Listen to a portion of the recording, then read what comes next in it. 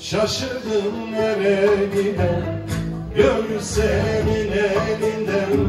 Şaşırdım nereye giden, ellerde güzel çoktur, vermezlerse ben giden. Ellerde güzel çoktur, vermezlerse ben giden. Gel gönül ıslan gönül, zulmetme bana gönül.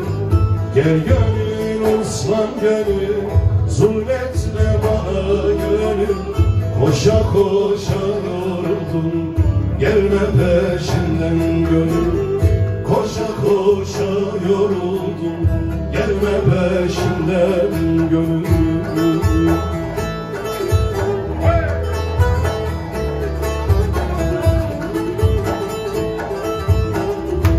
Şöyle yapıyoruz. Bütün elleri görelim.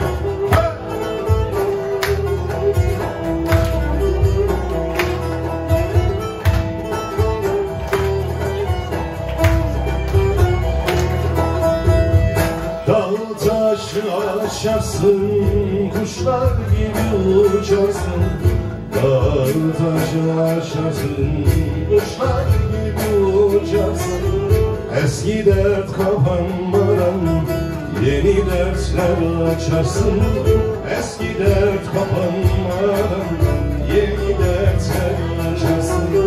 Gel gönül ıslan gönül, zulmetme bana gönül. Gel gönül ıslan gönül, zulmetme bana gönül. Koşa koşa yoruldum, gelme peşimden gönül. Koşa koşa yoruldum, gelme peşimden.